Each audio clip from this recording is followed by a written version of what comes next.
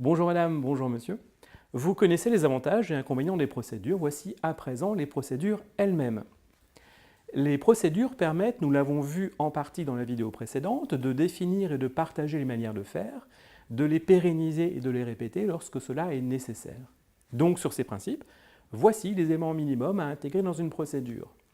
Des activités de préférence chronologique avec, lorsque nécessaire, les informations ou paramètres permettant de faire des choix ou de prendre des décisions, ou même de connaître les responsabilités qui prendront des décisions selon les cas. Des responsabilités. Le classique « qui fait quoi ?» Sur ce point, préférez désigner des fonctions que des personnes.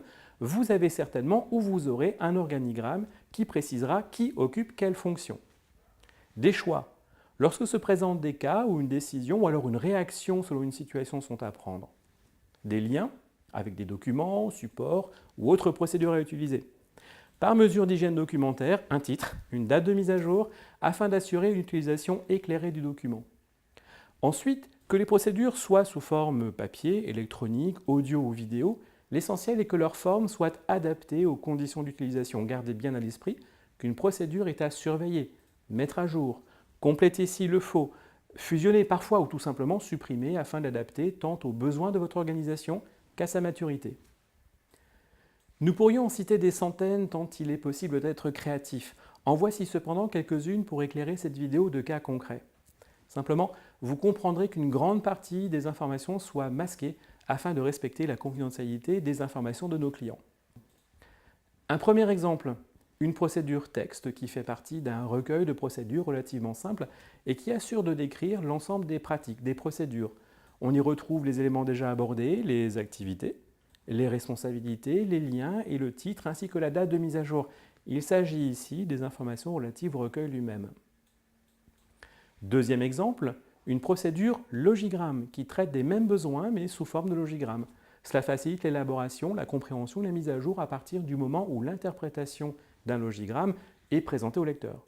Vous voyez donc les mêmes principes d'activité chronologique, de responsabilité, de choix et de référence à d'autres activités ou procédures. Troisième exemple, des logigrammes détaillés qui, outre la fonction d'enseignement, ont celle de décortiquer et d'analyser des systèmes et interactions complexes. Tous les éléments présentés jusqu'alors sont bien là, mais le niveau de détail est très important au point de placer les responsabilités en colonne de ce logigramme. Quatrième et dernier exemple, une procédure sous forme d'image accompagnée de texte. Je vous laisse découvrir la chose.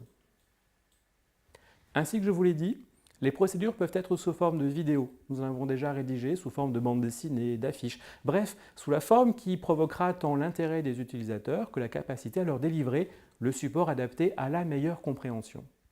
Pour finir, quelques conseils d'identification et de déploiement. Une procédure peut être transverse à plusieurs services. Elle peut faire référence à d'autres procédures ou d'autres documents et données. Si elle est détaillée au point d'identifier des gestes précis, le pas à pas, ce qui peut être une procédure ou bien une instruction, un mode opératoire. Dans tous les cas, si vous souhaitez l'appeler procédure, rien ne vous empêche de le faire. Une procédure bien faite est un excellent support pour auditer votre système. N'allez pas croire à l'inverse que pas de procédure permet d'éviter l'évaluation d'une activité, au contraire.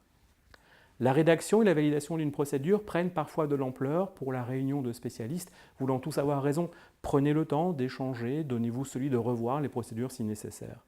Un tout dernier pour la fin, les procédures n'ont d'utilité que si chacune et chacun a compris qu'elles étaient à appliquer, sans exception. Sinon, ce sera rapidement un travail inutile. Voici donc l'essentiel sur les procédures. Si vous appréciez nos sujets, notre manière de les présenter, alors likez, partagez, abonnez-vous pour nous donner les moyens de poursuivre cette aventure. Je vous remercie de m'avoir suivi pendant ces quelques minutes. Attention, la prochaine vidéo sera surprenante, je ne vous en dis pas plus. Madame, monsieur, à très bientôt.